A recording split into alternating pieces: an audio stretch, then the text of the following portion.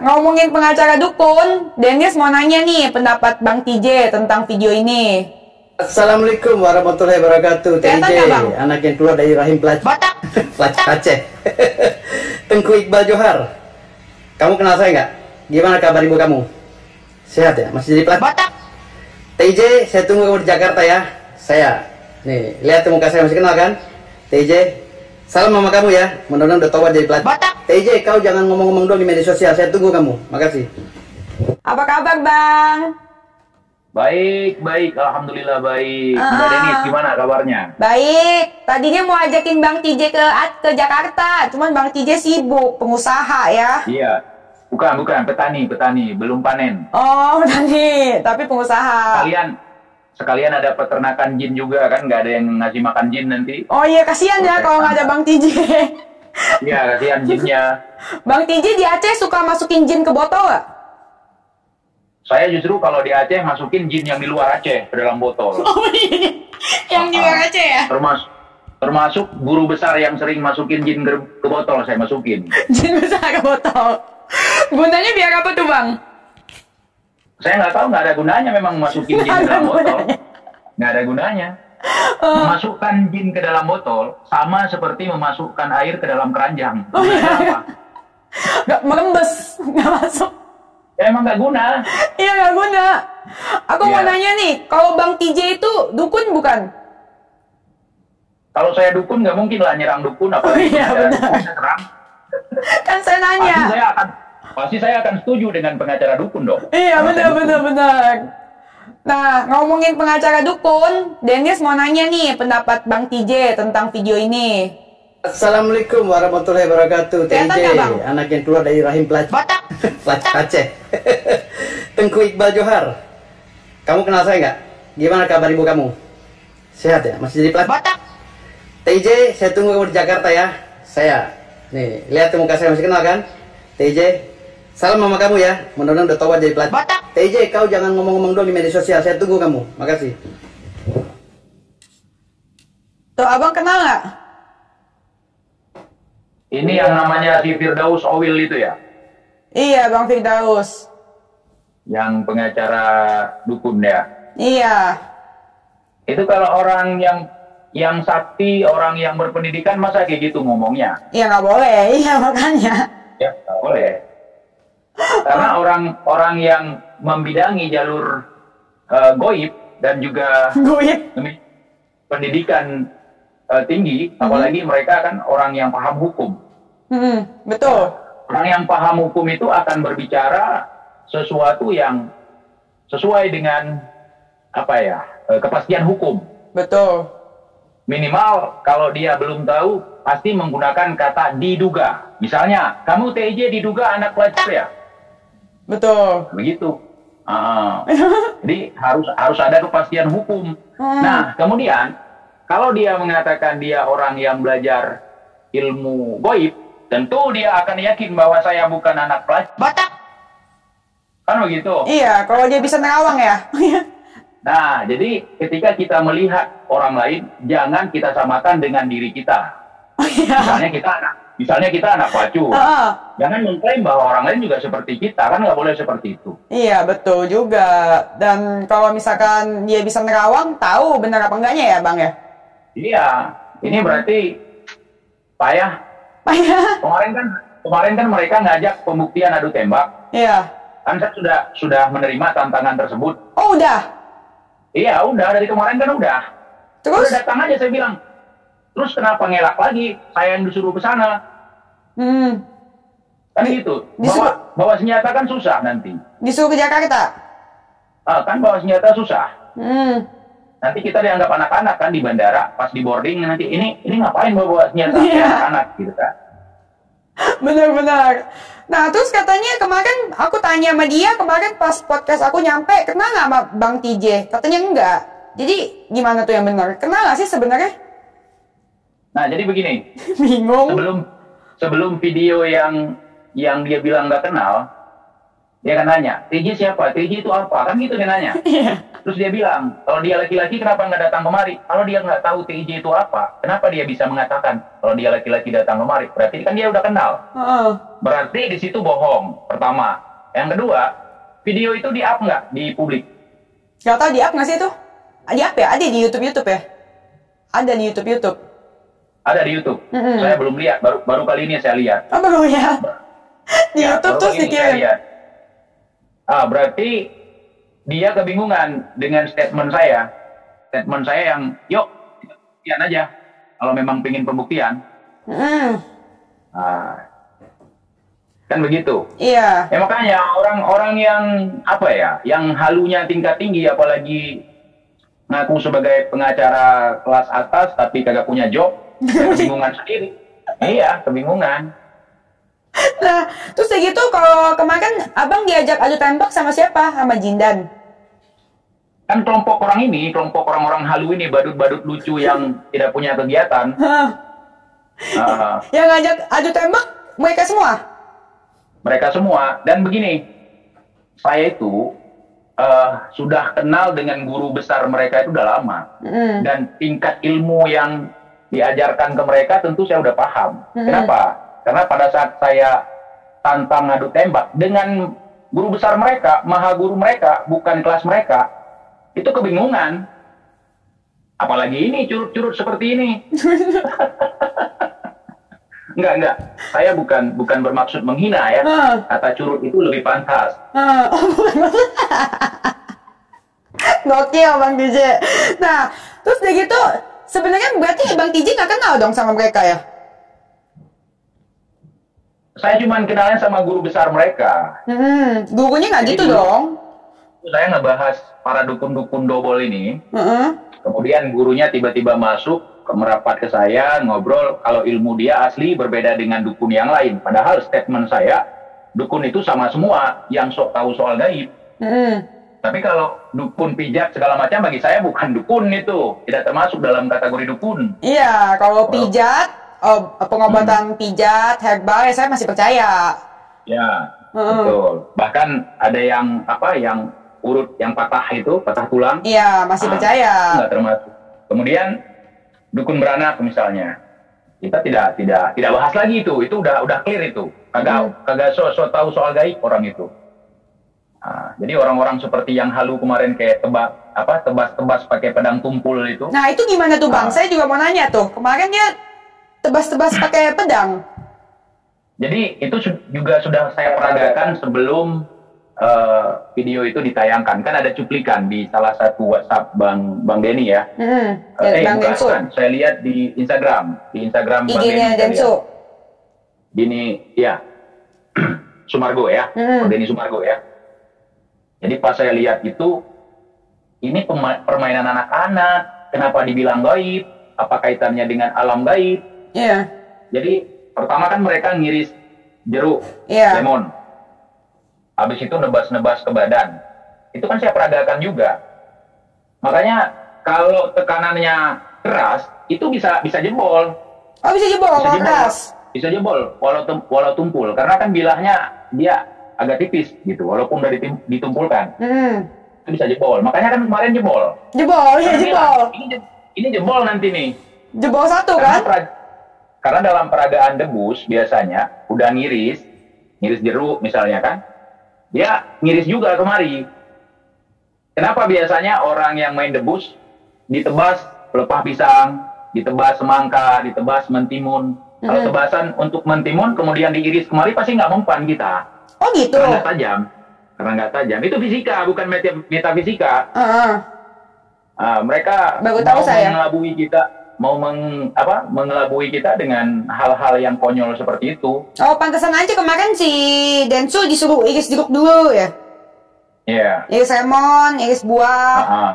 Oh, jadi itu biar agak kebal gitu ya? Jadi itu kan testimoni, pembuktian bahwa itu tajam. Seharusnya kalau pembuktian senjata tajam, dia bukan di lemon, bukan di melon, bukan di jeruk, segala macam bukan. Di kertas. Kertas HPS yang paling tipis itu, yang tipis, itu dicincang terus.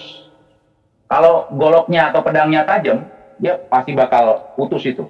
Oh iya benar-benar. Jadi pembuktiannya kalau kalian mau bukti dari pakai kertas HVS, iya. Kalau sobek gitu ya, bukan Di karton buah-buahan. juga nggak bisa. Di karton atau di kardus nggak bisa juga. Dia kalau tebal pasti akan keiris. Sebenarnya bukan keiris, tapi kok sobek. Sobek, oke. Nah terus habis dipakai itu buah pasti nggak apa-apa tuh ya? Kenapa? Dibacok Kalau gitu nggak kebal apa-apa? Kalau kebal beneran, misalnya kan kebal beneran nih cerita nih, udah ditebas kertas HPS itu ditebas atau diiris nggak apa-apa lagi, nggak apa-apa kalau memang kebal, nggak apa-apa. Tapi kalau nggak kebal ya kayak kemarin, konyol. Jebol satu kan? Masuk Boro-boro anti peluru, boro-boro kebal tembak, sama jarum aja udah main trik. Iya, gimana tuh? Katanya dia cicit Mbah Priok, bener nggak tuh Bang? Kan kemarin dia udah klarifikasi itu si Daus Oil itu. Dia bilang bukan cicitnya langsung, tapi cicit adiknya. Kan lain lagi omongannya. Iya. Makanya saya mengatakan dukun itu kalau nggak nipu cabul, kalau nggak nipu dan nggak nyabul pasti ngawur. Pasti ngawur. Punya pemikiran sendiri mungkin ya.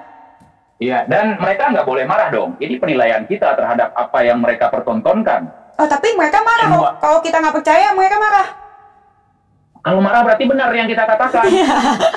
Misalnya kayak video barusan, si Firdaus Awil mengatakan, TJ ibumu pelacur. Saya nggak marah. Saya nggak akan marah. Kenapa? Karena yang dia katakan nggak benar. Iya. Mungkin dia mengatakan itu marah karena malu. Ibunya pelacur, kan begitu? Betul. Nah, coba nyari kawan. Misalnya TJ juga, mungkin ibu TJ juga pelacur. Nggak mungkin lah. Kan kita nggak bisa nerawang kayak mereka. Iya, mereka kan bisa nerawang. Nerawang. Aduh. Terus begitu pendapat Bang TJ nih soal kemarin Bang Firdaus bilang kakeknya itu nikah sama jin. Minum kopi dulu Bang. Kalau kakeknya nikah sama jin, makanya cucunya kayak setan. Itu paling bahaya, Mbak Denis. Setan dalam wujud manusia itu lebih berbahaya. Nah, kalau setan dalam wujud manusia sulit kita bedakan. Makanya seperti dia, kan kakeknya nikah sama jin. Maka cucunya setan. Yang saya bingung, penghulunya siapa ya? Ya, penghulunya mungkin dukun. Dukun kebal. Enggak tahu saya itu ya. Dukun. Kita nggak boleh berasumsi juga. Oh, betul, tetapi betul. Ketika kita melihat gelagat-gelagatnya, ya kan, cara dia ngomong, itu ada kemungkinan bahwa bisa jadi dia keturunan jin. Ya. Jadi saya bingung kalau dia bilang kakek dia nikah sama jin, ya kan? Apakah kakek dia ini beneran sultan? Kan dia katanya cucunya sultan. Iya juga ya. Ini sultannya jin dong. Tiba-tiba dia buat statement lagi kalau kakek dia Pati Gajah Mada. Iya juga ya. Tapi saya khawatir dengan banyaknya bulian dan banyaknya asap menyan yang masuk ke otak dia. Lama-lama dia ngaku kalau dia itu cucu Tugu Monas. Tugu Monas. Itu yang saya khawatirkan. Bisa jadi. Ya kalau udah sampai ngaku seperti itu ya mau tidak mau kita harus minta bantuan psikiater. Kita bukan dukun. Kita nggak usah ngomong rumah sakit jiwa lah, psikiater dulu. Kalau dukun kan udah memang mereka. Oh iya. Kagak ada dukun yang sehebat mereka lah untuk di Indonesia ini. Nggak ada. Mereka dukun-dukun tau. Karena pengakuan mereka kan kalau nggak ada dukun nggak merdeka negeri ini. Iya benar. Sedangkan dari sejarah, waktu SD sekalipun kita udah diajarkan bahwa yang memerdekakan Indonesia dari tangan penjajah adalah gerakan rakyat dan juga para pahlawan. Bukan dukun. Dia bilang makasih sama dukun, bukan Soekarno. Gimana tuh Bang? Nggak tahu lah pemikiran orang itu ya. Udah kecampur antara otak dengan asap menyan. Ya, percampuran kalau dalam reaksi kimia ya, percampuran asap menyan dengan otak dengan cairan yang ada di otak akan menghasilkan metafisika. Menurut mereka. Menurut mereka. Menurut mereka. Nah, jadi kita menjelaskan apa yang kita lihat dari mereka. Jadi seperti itu. Seperti itu. Nah, terus begitu, aku sih sebenarnya nggak apa-apa mau mereka ngomong apa, dukun, apa segala macam. Cuman aku kurang suka segala sesuatunya mereka membalut dengan agama. Kalau menurut Bang TJ gimana? Ya, salah satu motif atau motivasi kenapa saya sampai membahas perdukunan ini berhari-hari, berbulan-bulan, bahkan bertahun-tahun, ya karena itu. Kenapa? Kasihan tokoh-tokoh ulama kita, tokoh-tokoh agama kita yang setiap hari mengajarkan ajaran agama supaya umatnya jadi lurus, jadi benar gitu. Jadi ada orang-orang seperti mereka yang sengaja dan terang-terangan justru membodohi. Gitu. Nah, di sini peran kita sebagai masyarakat Indonesia, apa yang bisa kita lakukan untuk meminimalisir ya pembodohan, karena mencerdaskan kehidupan bangsa merupakan amanah daripada Undang-Undang Dasar 1945. Satu, mereka membodohi kehidupan bangsa. Jadi kita harus menentang pembodohan itu, karena pembodohan itu bagian daripada penjajahan. Betul. Kembali lagi ke undang-undang kita, penjajahan di atas dunia harus dihapuskan, kan? Iya. Nah, kemudian penjajahan seperti apa? Karena kalau berbicara penjajah, bawa senapan, rambut pirang, segala macam, kan nggak begitu juga. Mereka menjajah pola pikir. Merusak pola pikir, iya. Merusak pola pikir. Jadi seperti itu. Nah, berarti asal kalian tahu ya, jadi Bang TJ ini sudah mengungkap rahasia-rahasia dukun seperti itu, motif-motifnya udah jauh sebelum dari pesulap merah ya, Bang? Saya nggak tahu juga pesulap merah kapan mulainya, karena dulu setahu saya, pesulap merah itu lebih kepada membongkar secara umum, secara keseluruhan. Mungkin baru-baru ini pesulap merah menempelkan video dari orang lain misalnya, atau menyebutkan nama. Iya. Ya, kalau saya dari awal ngebahas ini sudah menyebutkan nama, supaya apa? Supaya tidak multitafsir, orang-orang akan menuduh orang lain. Iya. Mungkin ada identik kesamaan ciri-ciri sehingga orang menuduh orang lain. Jadi saya tidak mau orang-orang berasumsi yang salah. Betul, dan Bang TJ top, bag-bag, saya suka. Langsung tunjuk orangnya, nih orangnya loh. Langsung orangnya. Pembahasan benda-benda klinik. Kayak misalnya ada orang yang ingin beli toke yang harga triliunan misalnya kan. Ingin beli ketiak ular. Ingin beli bambu yang ketemu ruas gitu. Bagi saya itu adalah kehaluan tingkat tinggi. Mereka akan untung. Penjualnya untung, karena ada klaim ketika kita datang, kita mengundang mereka, kita harus bayar semua kebutuhan mereka, akomodasi mereka, sampai uang taruhan di situ. Kalau misalnya barangnya nggak asli, mana ada ketiak ular? Ketiak ular. Lain daripada palsu. Ada ya ketek ular ya? Ketek ular, tanduk kucing. Tanduk kucing? Emang kucing ada tanduk? Belalai anjing, kan nggak ada. Belalai anjing. Suka bingung ya cara pikirnya mereka ya, tapi mereka mencari uang dari situ sih, dengan membohongi orang. Sebenarnya kita nggak boleh bingung, justru kehadiran kita di sini untuk tidak membingungkan masyarakat. Sebenarnya mereka sendiri yang kebingungan dengan statement mereka. Iya, karena kalau... Dan apa? Dan hal ini bukan hal yang baru yang kita bahas, dan saya membahas mereka secara vulgar, barbar, terang-terangan, seorang diri, akan ngajak orang. Betul, keren. Tapi mereka sakti, bisa begini, bisa begitu, sampai hari ini tidak pernah ada nampak batang hidung mereka. Paling-paling chat di WA, awas ya, kamu saya santet, sampai sekarang nggak ada. Mana? Siapa yang ngomong gitu? Ada dulu yang kelompok-kelompok sebelumnya, sebelum muncul si Firdaus ini. Terus ada lagi yang tarik sukma, saya akan tarik sukma kamu. Kalau saya tarik sukma kamu, kalau nggak gila mati katanya.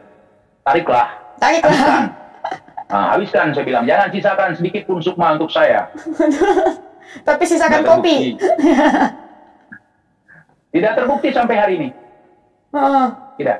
Makanya saya mengatakan bahwa misalnya gini, ada yang bertanya, TJ percaya nggak sama yang namanya santet? Saya nggak percaya.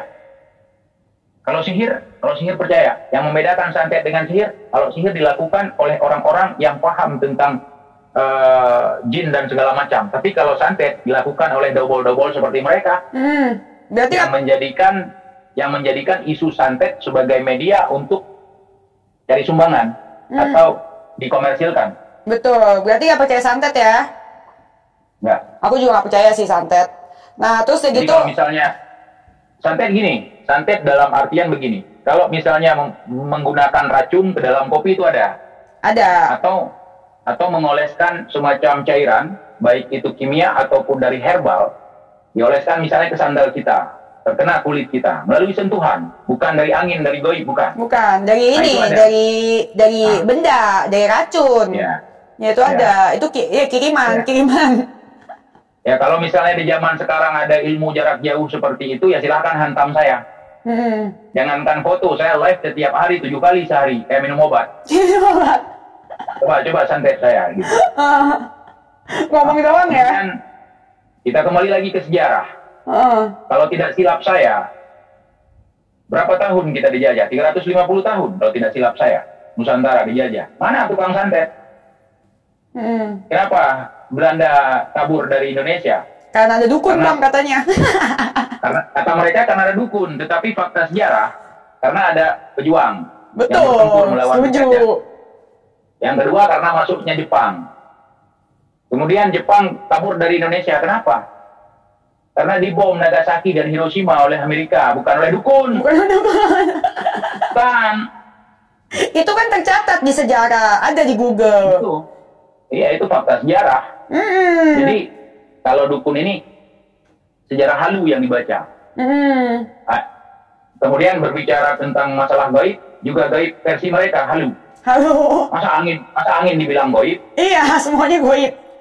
Kalau angin dibilang gaib, maka kompresor tempat ngisi angin ban itu disebut alam gaib. Oh ya, benar juga kan, angin semua ya. Angin semua isinya. Makanya kompresor ini sama seperti mereka. Suara aja besar, isinya angin semua. Rame-rame pula ya. Nah. Jadi dukun ini ya beraninya rame-rame. Rame-rame. Kenapa ya nggak berani sendiri ya? Mereka nggak pede. Dukun ini kan orang-orang yang nggak pede. Dukun ini gini. Dukun ini pertama nggak pede, yang kedua pengecut. Kenapa saya katakan pengecut? Kalau seandainya mereka bukan pengecut, mereka tidak punya ilmu di belakang. Misalnya santet, diartikan kan ilmu yang menyerang tanpa menyentuh melalui belakang. Tidak depan-depanan, tidak ketemu langsung atau segala macam. Kan tidak? Iya. Nah, makanya saya katakan mereka pengecut. Dan awalnya saya menganggap bahwa dukun ini semuanya penipu. Ya, dukun yang sok tahu soal gaib ya. Saya menganggap bahwa mereka awal-awal semua penipu. Namun setelah melihat mereka muncul di podcast ini, podcast Mbak Denis, dan di podcast Dr. Richard, di podcastnya Bang Denny Sumargo, saya semakin yakin. Kalau saya juga mau curhat, tadinya kan saya nggak percaya dukun ya Bang. Iya. Setelah mereka datang ke podcast saya makin nggak percaya. Iya, sama. Oh, sama. Tos dulu online, tos jarak jauh. Iya. Oke, dan sangat antusias sekali ya warganet ya. Saya perhatikan dengan kemunculan dukun-dukun ini di ruang publik seperti sekarang, mereka semakin cerdas. Nah, kita sebagai saya sendiri sebagai orang awam semakin yakin bahwa apa yang saya pikirkan selama ini memang benar, bahwa dukun itu kerjanya memang nipu. Menipu dengan kehaluan yang mereka miliki. Haluan hakiki. Mereka merubah haluan yang sebenarnya. Mereka udah halu. Jadi, ya mereka dengan halu mereka merubah haluan yang sebenarnya supaya beralih ke mereka, ke halu mereka. Iya, itu termasuk pencucian otak nggak sih Bang? Kalau pencucian otak nggak mungkin dilakukan oleh orang yang nggak punya otak. Oh iya, benar juga. Ya, karena brainwash itu hanya mampu dilakukan oleh orang yang punya otak. Betul. Gimana bisa nyuci otak orang ya kalau nggak ada otak ya? Benar juga sih Bang. Ya, kalau dukun ini kan saya nggak berani bilang nggak punya otak. Mereka punya otak, tapi mereka sakti loh. udah lengket dengan asapnya. Makanya mereka sakti ya. Ya, karena mereka berpikir tidak lagi menggunakan otak. Dan mereka kan bilang katanya pendapatan dukun tuh itu menurun karena dibahas sama Bang TJ, dibahas sama pesulap merah. Pendapat abang gimana? Jadi begini, mereka mengatakan kemarin pendapatan mereka berkurang karena banyak orang-orang yang mulai sadar, yang mulai waras, begitu ya. Salam waras. Kemudian mereka akan menuntut orang-orang yang membahas dukun. Mereka tidak rela kalau disebut dukun, tapi harus disebut oknum. Nah, di sini saya ingin meluruskan bahwa saya tidak akan menyebut oknum. Mereka adalah dukun. Kalau nggak nipu ya cabul. Kenapa saya tidak sebut oknum? Karena mereka bukan sebuah institusi yang ketika ada pelanggarnya harus disebut oknum supaya tidak merusak institusinya. Mereka adalah gerombolan orang yang sama semua. Mereka punya ada yang spesialis anti tembak, spesialis anti tusuk, spesialis penerawangan, ada spesialis cabul, banyak spesialisnya, betul. Nah, dalam hal ini saya melihat begini, kalau mereka selama ini mengatakan mereka adalah sebuah organisasi besar yang menghimpun segala jenis dukun di dalamnya, mereka sepi daripada job, hilang klien mereka gara-gara orang sudah mulai cerdas, maka seharusnya mereka menggunakan jasa dukun penglaris. Betul, setuju. Kemudian mereka komplain. Ini yang hilang pekerjaan bukan dukun-dukun yang itu, tapi dukun pijat katanya kan. Iya, betul. Nah, kalau dukun pijat merasa dia kehilangan, kenapa dia merasa kehilangan? Sedangkan yang dibahas bukan dukun pijat. Dukun goib, ya kan? Yang dibahas dukun yang sok tahu soal goib. Betul. Itu kan logis. Seperti itu kalau mereka punya otak, kan begitu? Iya. Nah, terus hari ini mereka bantah lagi. Kemarin di tempatnya Bang Denny. Ya, di tempatnya Bang Denny mereka membahas. Sekarang udah maju lagi. Karena udah kita bahas. Kenapa nggak minta ini dari penglaris. Iya, dia bilang mau naik lagi. Sekarang alhamdulillah sudah maju lagi katanya. Iya. Kalau maju kenapa? Kenapa harus menuntut lagi pesulap merah? Iya. Berarti nggak ada ngaruh dong pesulap merah. Iya, tapi bener sih, emang pendapatan mereka naik dari podcast, bukan dari... Iya, yang pertama dari podcast, yang kedua dari biaya ganti rugi berobat itu yang kecelakaan kemarin. Oh gitu. Biaya ganti rugi. Dan saya sangat yakin nih bahwa kegiatan mereka tour ini ada yang sponsori. Ada yang sponsori. Iya, itu apa sih Bang? Maksudnya Bang? Yang sponsorin? Ada yang ngasih mereka dana untuk kesana kemari. Saya yakin itu. Oh ya? Ya, itu dari kalangan dukun juga. Misalnya gini, saya nggak akan tampil. Misalnya gini, apalagi model si Firdaus Awil nih. Gua nih yang berjuang untuk kalian para dukun. Yang mencari keadilan para dukun. Kan begitu orasinya. Mana nih? Duit kalian dulu untuk operasional kita. Kita akan masuk podcast besar supaya nama dukun ini tidak bisa dicemarkan lagi, supaya harum lagi. Nah, sekarang nama dukun sudah tidak harum lagi gara-gara pesulap merah. Gara-gara orang yang sudah mulai sadar, makanya kita harumkan lagi nama dukun. Seharum bunga Rafflesia. Langsung. Bukan makin harum, makin hancur. Kan kalau berbicara goib kan agak-agak horor. Wanginya kan horor. Iya. Benar. Nah, terus segitu kan, mereka bilang pernah ngeliat jin, apa segala macam. Kalau Bang TJ pernah nggak sih lihat jin? Kayak apa sih? Begini. Kalau masalah lihat jin, kalau jin itu merupakan makhluk yang berbeda dimensi dengan kita. Kalau jinnya lagi apes atau jinnya lagi merubah wujud dia, bukan dalam wujud yang sebenarnya, bisa jadi kelihatan. Tetapi tidak seperti yang kelihatan di konten-konten horor yang menunjukkan pocong, hantu, segala macam itu, bukan. Bukan seperti itu. Nah, dan juga bukan seperti bias cahaya segala macam seperti yang digambar-gambarkan orang ini, bukan. Karena begini logika ya, saya ingin menjelaskan masalah penampakan. Orang ini sering mengatakan bahwa ketika engkau ingin melihat jin, maka saya harus membuka mata batinmu. Kan begitu? Betul. Sekali buka mata batin, mereka harus bayar. Bayar. Udah. Kemudian disugesti. Buka dompet. Kemudian melihat dengan hayalan, bukan dengan mata ini. Seperti sugesti gitu ya. Kemudian mereka merekam setelah itu, merekam dengan kamera. Pertanyaan saya, apakah kamera punya mata batin? Punya. Merekam. Mungkin kameranya jampe-jampe. Nah, enggak. Apakah kamera itu selain daripada dohir yang kita lihat, apakah punya batinnya?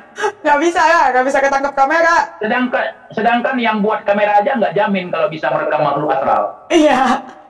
Logika lagi nih, kita main logika lagi. Iya. Mereka sering mengatakan makhluk halus. Ya, makhluk yang paling halus. Ada makhluk yang sebelum yang paling halus ini, yang tingkatan halusnya tidak terlalu halus. Misalnya virus, bakteri. Sedangkan bakteri aja harus pakai alat, mikroskop. Mikroskop, ya. Kemudian mereka memburu hantu, memburu jin, dimasukkan ke dalam botol. Kenapa waktu virus yang tidak terlalu halus, mereka tangkap juga? Iya. Ada virus corona masuk ini, kita tangkap dalam satu-satu, botol. masukin ke botol. Biar nggak ada masyarakat yang terkena. Iya, benar. Iya, bermanfaat. Baru kita dukung ya.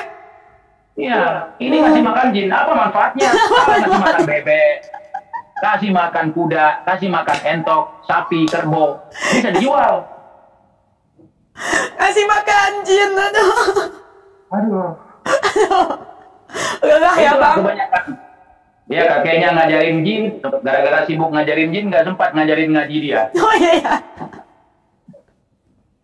Benar. Nah, terus segitu kan Bang Tiji juga bilang kalau dukun itu semuanya penipu macabo. Coba maksudnya gimana tuh? Ya, seperti yang saya katakan tadi, yang dimunculkan beberapa hari ini itu sebagai bukti dari statement kita. Nah, kalau misalnya ada yang maju, saya nggak nipu, nggak nyapul, ya sudah, berarti nggak masuk kamu. Iya. Berarti kamu bukan dukun yang kita maksudkan. Benar. Kenapa harus marah? Iya. Kemudian ada yang rancu lagi nih, yang aneh lagi pernyataan si Firdaus Owil nih. Ini menarik dia ini. Lucu ya. Menarik dia. Lucu karena bagi saya itu bukan musuh ke dia, tidak menganggap dia musuh. Saya menganggap dia sekedar lawan dan badut yang lucu. Yang pantas untuk kita tertawakan, kan begitu. Nah, dia mengatakan bahwa legal standar mereka mengatakan bahwa dukun ini diakui oleh negara berdasarkan KBBI, Kamus Besar Bahasa Indonesia. Di sana ada 10 jenis ya yang disebutkan oleh KBBI. Sementara yang kita pelajari cuma 10. Yang duanya pasti korupsi dia. Korupsi ya. Dan comot dari mana dia itu? Aduh, parah deh, parah. Mungkin dari goib. Ya mungkin yang duanya dari goib, ya, dari kompresor. Karena bagi mereka kompresor itu alam goib. Iya, soalnya angin itu goib. Iya benar-benar. Terus begitu kalau misalkan ini dibiarin, menurut Bang TJ bakal menjadi sesat nggak sih alirannya? Begini, kalau berbicara sesat, ada yang tersesat, ada yang tidak. Orang-orang yang menggunakan akal sehat tentu tidak akan tersesat. Sementara orang-orang yang tidak mau menggunakan logika, kemudian yang gampang terbodohi, ya akan tetap bodoh. Tetap bodoh. Jadi harapan kita ke depan, generasi kita tidak gagal seperti kita hari ini. Katakanlah saya, kenapa gagal? Hari ini kita sudah merdeka ke 77 tahun, masih membahas masalah kompresor, masih membahas masalah angin goib atau bukan.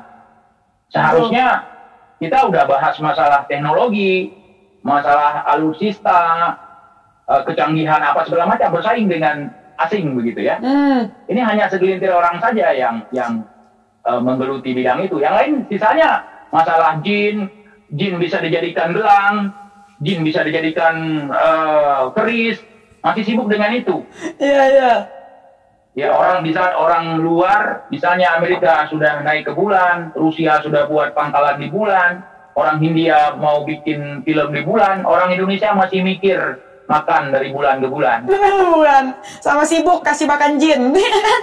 Iya, gara-gara itu. Ini targetnya apa? Targetnya apa? Supaya generasi kita tidak lagi seperti kita. Mereka harus lebih maju. Karena ini berdasarkan generasi sebelumnya juga yang mengajarkan pemahaman halu ini. Pemahaman halu. Akhirnya terwarisi ke yang sekarang ini model si Firdaus Awil ini. Dan kawan-kawan. Dan kawan-kawan DKK ya Bang. Ya saya miris di sini, begini. Yang paling saya miris ketika melihat orang sudah tua ya. Udah tua, mengaku sebagai kiai, paham agama, kegiatannya ya seperti itu. Mereka ingin dihormati. Apa yang kita hormati dari pertunjukan seperti itu, coba? Mereka gila hormat, tetapi tidak pantas, belum pantas untuk dihormati. Kenapa? Karena bagi saya orang tua yang harus dihormati itu adalah orang tua yang tahu. Kalau orang tua yang tidak tahu, apa yang harus dihormati? Ilmunya nggak ada. Justru ilmu membodohi. Benar. Ya. Nah, terus terakhir gimana? Karena melihat untuk membakar tisu saja, mereka harus ritual puasa sekian bulan. Itu hanya untuk membakar tisu.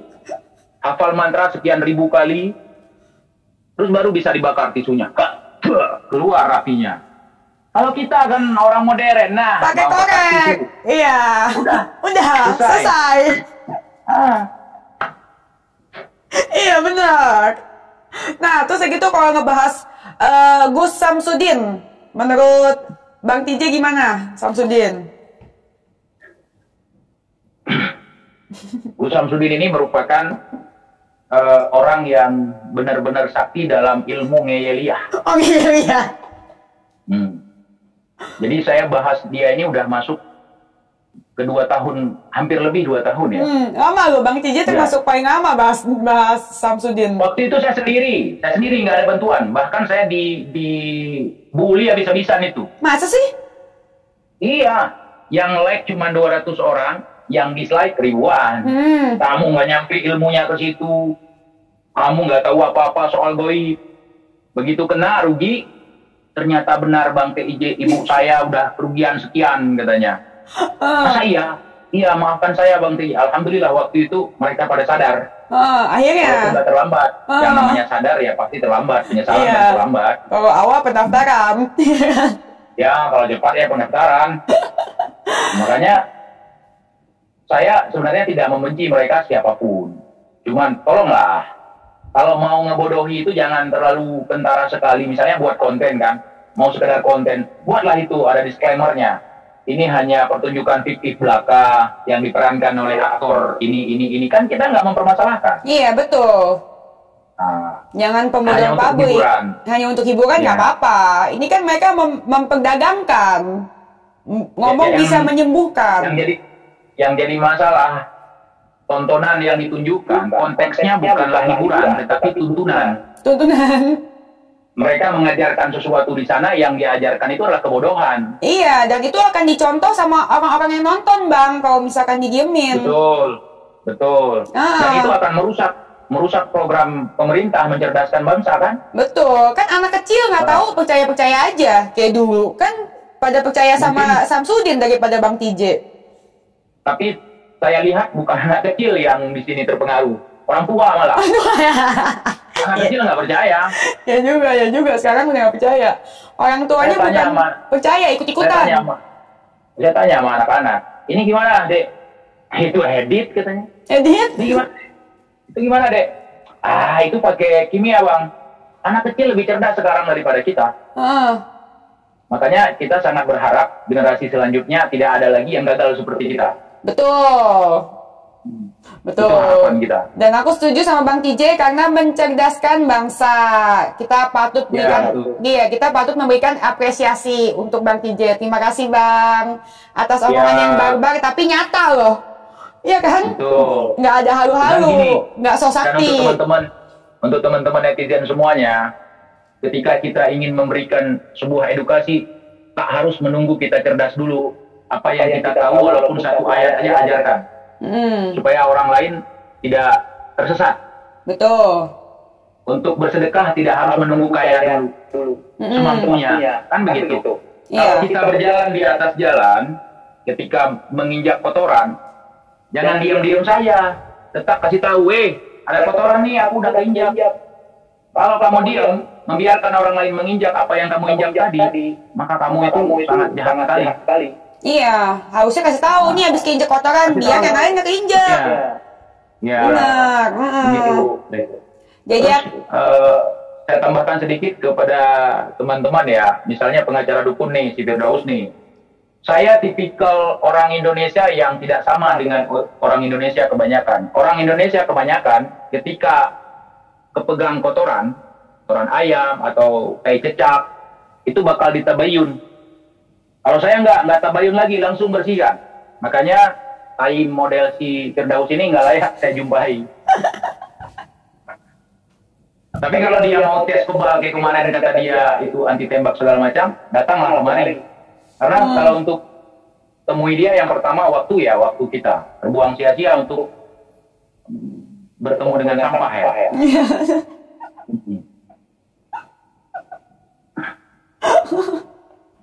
Jam berapa bang di situ bang? Jam 1:30. Di sini 1:30. Oh, sama. Sampai pagi. Pagi. Oke deh bang, nanti kapan-kapan ke Jakarta bang, kalau udah nggak sibuk. Insya Allah. Sepertinya ke Jakarta tapi transit aja. Transit aja. Kenapa emang nggak mau jumpa sama dukun-dukun itu? Kalau ketemu ya seperti itu aja, paling hahaha udah selesai. Oh, palingan juga minta foto. Kayak waktu itu ketemu Ustadz Dedi juga minta foto. Mereka pernah nelpon kita, dukun-dukun sebelum ini ya. Ada dukun-dukun yang lain. Oh, ada ya sebelumnya ya? Pernah nelpon ngaku. Bang TJ, saya bukan orang sakti, saya tidak tahu apa-apa sebenarnya. Cuman karena saya tinggal di kota, susah cari uangnya bang. Jadi saya terpaksa melakukan ini. Kalau saya berhenti nih, apakah abang sanggup membiayai kehidupan saya? Tentu tidak. Tentu tidak. Makanya solusinya saya menjawab. Saya di sini bukan untuk menjatuhkan Anda, bukan untuk memutuskan rezeki Anda. Tetapi saya di sini adalah untuk beredukasi kepada masyarakat. Ini pinter-pinter Anda. Betul. Kalau Anda masih bisa memperdaya mereka, berarti Anda hebat. Kalau saya bisa menyadarkan masyarakat ini, berarti saya lebih hebat dari Anda. Betul. Ayo kita berkompetisi, saya bilang gitu. Saya salut dan memberikan apresiasi untuk Bang TJ. Mari tepuk tangan. Terima kasih banyak. Tepuk tangan. Makasih banyak Bang TJ. Ngobrol-ngobrol sambil ngopi. DJ pengen ngopi juga. Lihat Bang TJ ngopi. Saya mau ngerokok dari tadi, saya tahan-tahan. Iya, sama. Ya udah. Kita ngobrol dulu Bang. Kita lanjut WA ya. Oke, makasih Bang.